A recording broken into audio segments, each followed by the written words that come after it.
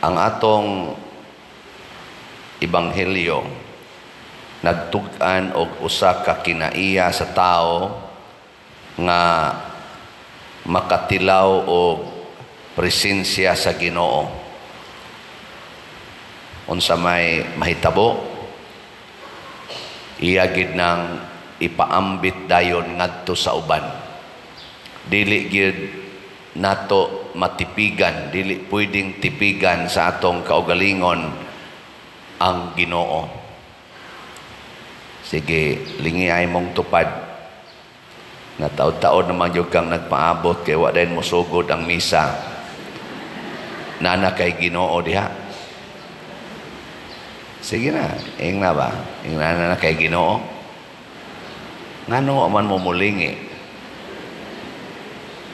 Kay sama ni Maria pagkasinati gid niya nga ang Ginoo ni sud na niya naa na siyang kasing-kasing ni bakta siyag porting layua aron pagpaambit niini ngadto sa iyang igagaw nga si Isabel.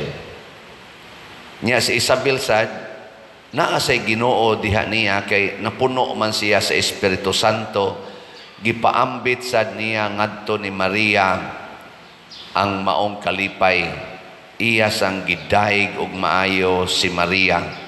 Kaning atong maghimaya ka Maria, ang mga wording sana gitudlo na sa Espiritu Santo ngadto kang Isabel. Mo nang niingon siya diri, bulahan ka sa tanang mga babae, bulahan ang bata nga imong ianak. Ipambit ba? Muna din sa atong kinabuhi nga mga magtotoo, kanus aman ta mag-inambitay as community. Kanus aman. Wa mo kibaw. Ang pinaka number 1 og di gyud nato pwedeng untang kanibang palabyon kada semana kini gyung santos nga misa. Dinhi tadapita mag-abot, nindot unta nga ang mag-abot sa misa pulos nakasinati o Ginoo didto sa tagsa-tagsa kapanimalay. Una, importante kaayo nga manganhis misa na ay Ginoo. Nga naman, di na ta mahadlok mo paduol sa Ginoo. Karon may man ron kay misa di Galyo daghan kayong tao mag-ilog man tang itag lingkuranan, mapuno gyud tanang lingkuranan, pero kasagaran nato ug wa lang gid na mga asirits wa nang uban adto gyud layo. Di gyud mo paduol ba? Ngano man, klaro kayo nga wa magdag Ginoo sa ilang kasing-kasing kay magdag Ginoo mo paduol gina siya ngadto siyang isig ka tawo, dili mo palayo. Nya asa man ang Eucharistia diha sa tagsa-tagsa kapanimalay, naa sa inyong common meal. Kana bang ang managsuon ang ginikanan og mga anak magkadungan gyud kaon labing minus kausa diha sa inyong panimalay. Kinsa dinhi ang regular gyud nga magdungag pangaon nya way dang cellphone, way TV, wa tanan panahon sa pangaon nya mag-istorya gyud taas ang kamot. Tulo ka kamot ang akong nakita. Kaluoy sa pamilyang di na magdungag kaon. Mao na ang resulta, dili na magkaabot ang atong mga pangandoy, di na magkaabot ang atong mga kalipay. Ang kalipay sa anak, tuas cellphone. Ang kalipay sa ginikanan, tuas pagpangitag kwarta. Ang kalipay sa bana, tuas manok. Ang kalipay sa asawa, tuas kiskis kilay, pakulor diri. Ang kalipay sa usa, tiktok. Ang kalipay sa usa, games. Sagunsa na lang, wa na mag-abot ang atong kalipay. Di na mag-abot ang atong mga kasing-kasing. Muna dinhi sa Eucharistia, gibansay tas Ginoo, pasalamat ta nga iyat ang gibansay. Ug unsa may gibansay aron mag-abot ang tanan, usaray atong pagkaon Kay kining Eucharistia usa man ni kabangkete, usa ka pagpangaon, usaray atong pagkaon, usara ka klase, lawas ug dugo ni Kristo. Matud pa sa unang pagbasa, kamong mga taga-Israel, singgit mos kalipay, liguna ang inyong mga tuhod, kay anaa na sa inyong taliwala ang Ginoo. Gustos Ginoo mga igsoon, mangaon gyud ta panahos misa. Kinsa may angayan nga mukaon panahos misa, kadto ra sang nakasugod sa misa hangtod sa katapusan. Kanang wa kasugod sa misa, gamay na lang Ginoo, tiil na lang tingis Ginoo imong kanon. Di na tibuok Ginoo. Kano sa man magsugod ang misa? Ano sa man? Oh, makibaw ka sa magsugod. Kana gyung inigkanta sa entrance song. Kinsa dinhi ang nakasugod sa entrance song?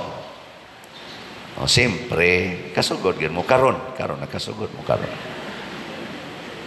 Kinsa dinhi ang musimba gyud so far sa inyong kinabuhi nga makasugod gyud sa entrance song? Ta sa kamot.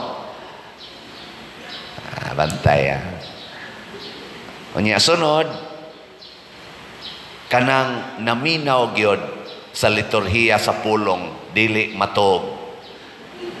Kinsa dinhi ang maminaw gyud kada humilis pari, di gyud matog. Ta sa kamot. Mayo. Kaya nakadungog pa mo. Ang uban, wala nagalaway na. Dugay.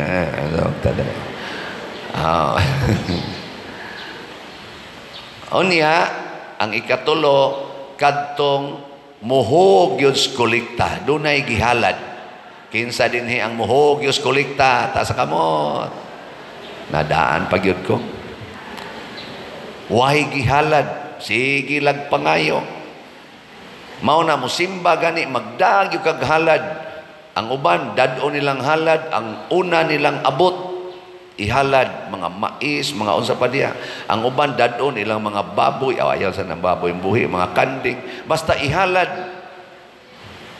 Kay ngano man atong pasalamat masanis Ginoo, kay ang lain na sang meaning sa Eucharistia, thanksgiving. Mo nang naata dinhi tree of gratitude and petitions, pangamuyo o paghalad. Halad kita. Ang di mo halad panahos misa, na miligro na nga wa ka apil sa misa. Nya lain sa nimong paghalad, kining atong pagpamalit og slots. Kinsa ninyo dinhi ang nakapalit nag sitiyo? Ta sa kamot. Sitiyo ba? Slot. Hala.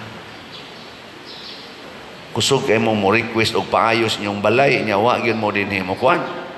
Kus mo reklamo gani mo di mo tagaag bugas inig panghatag kunya di mo mopalit og kuan.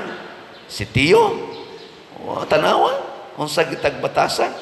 Unom ra man kabuk aning grupuha, unom ra kabuk ang kuan. Christ Transforming Union. Tag 100 pesos ra ni atong sitiyo. Di mo mopalit.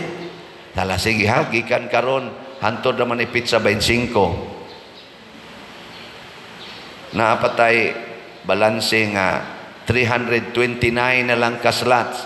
Gikan karon hangtod pizza 25. Pamalit mo bisag mosobra ra ni, bisag mosobraan ta ni. Ang atong halin sa sitiyo niabot nag 63,671 ka slots, napay 329 ka sitiyo. Oh, sige. Unya ang atong SBF dag, kinsay nakapalit na og SBF dag para sa kumbinto. Ay mo kauwaw. Uwaw mo kanindot ana. O naay unom ka buok. Pastilan. Sige, gikan karon hangtod sa Enero 1 atong hinung paningkamutan nga makapalit tag usa lang ka slot. 500 ra man na per slot. Usa lang. Ug wa mo ikapalit pangawat. Usa lang slot. Ayaw lang sa doy. Ang ako lang, huwag mo ikapalit, kuhaa lang ng inyong pamahaw. Kanang pamahaw ay namog pamahaw or kanibakang panihapon ay lang mong panihapon. Ang budget ninyo anak ko to pizza uno sa Enero na nang ipalit og sana SBF dag 4,207 atong halin na pay 55,793 ka slots nga available, tag 500 pesos per slot ni siya. So ato ning gihimo nga naman pagpakita ni nga nihalad tas Ginoo, labi na gyud og mopalit mo sa atong disap nga tag 500,000 ang kada slot. Investment ni mukita pa mo, makapakita sad mo og kahiusa dinhi sa atong katilingban. Ug ang ikaupat nga nitambong sa misa kana gyung mukaon, mukalawat.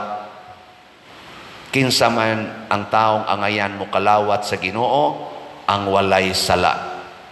Kanus aman ta way sala basta mangumpisal ta na bunyagan ta. Wa gani kay kumpisal-kumpisal, hala pangumpisal gyud.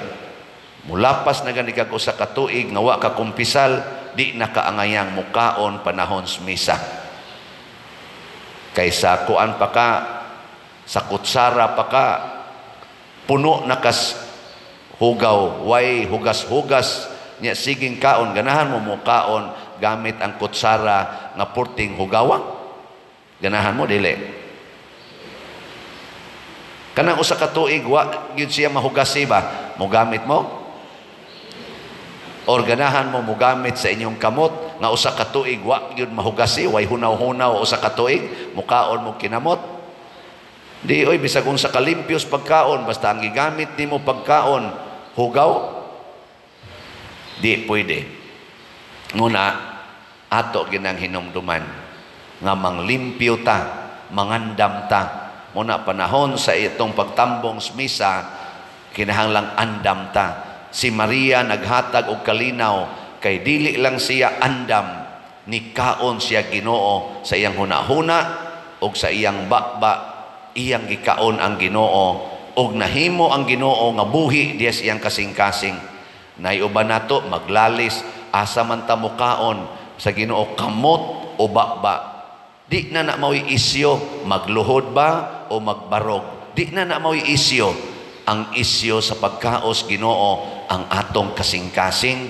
Andam ba? Magunsa man og sige kag luhod unya imo pag yung kaon bakba, pero kusog kay kang mangaway sa imong isig katao nga mukalawat pinaagig kamot. Kusog kay kang manaway hasta pare imo pang sawayon kay sayop na siya. Pastilan. Kada lang imong pagpanaway, kanang pag-ingon nimo nga dili na pwedeng kanon ang Ginoo pinaagig kamot. Ang imong yung gusto kay parehas gid nimo nga bakba gyud, nya magluhod gyud, usa na kadako kaayong panamastamas sa kinaiyas Ginoo. Ngano man bisag unsa pay posisyon nato maghigda, maglingkod, sama ang mga masakiton atong pakalawaton gahigda, usahay galingkod, usahay gatiki, gaagas panglaway atong pakalawaton, dili kamot, usahay o kadaghanan gyud bakba pero galaway. Pero ang Ginoo di mahadlok musod ana basta ang kasing-kasing way sala. Sige, lingi imong tupad. Inaandam na kang mukao Ginoo. Sige. Andam. Kung wa mo maandam karon, pangitag paaging makakumpisal sunod misa. Pero mintras tanto karon o wa kay mortal sin, pangayog gracias Ginoo, pangayog pasaylos Ginoo mo na ang misa sugod sa sinugdanan hangtod Dios katapusan dayon ng kalawat na aginang pagpangayog pasaylo. Ang katapusan natong pangayog pasaylos Ginoo, kordero sa Dios, maluoy ka, kordero sa Dios, taga-imig kalinaw. Nya sunod pagyud punan pagyud Ginoo, dili ko angay nga mokalawat kadimo apan ipamulong lamang og mamaayo ako. Himuon nato na nga kinasing-kasing ug ang Ginoo mosud na nato. Nya moingon dayon ka, Lord maningkamot na gyud ko ron, mangumpisal na gyud ko.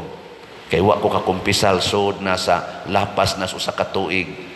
Or wa ko kapangumpisal purti na nakong pamalika sa akong anak, ako na ning isangyaw ang maing balita. Dad-o natikas akong anak. Ay, nigadto nimo si imong anak, moingon din kaniya, pagkabulahan ni mo day. Mura sa kag si Isabel ba, bulahan ka Maria. Mingon nimo anak, nganong bulahan man kuma? Kay naanay naghigugma nimo nga way kondisyon. Kinsa man na ma? Ni as imong atubangan siya. Hilasa gud nimo ma.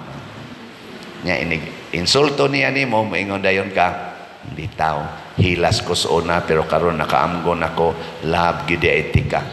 Andam na kong magpakamatay para nimo. Tanawa, di ba? Ang imong anak, mugakos din na nimo, ma, nganong karon pa man ka nausab, nga hapit naman ka mamatay. Mao day, Matthew na sa di ay. Ayaw, sugdi ginakaroon. I-practice na imong tupad, be. Sige, ready? Lingi practice ba? Sige, lingi lingi. Yaing na dayon siya. Sugod karon. Ako nagyug kang pakamatian. Sige, ready? Go. Wa mo'y klaro. Sige na, manindog na ta.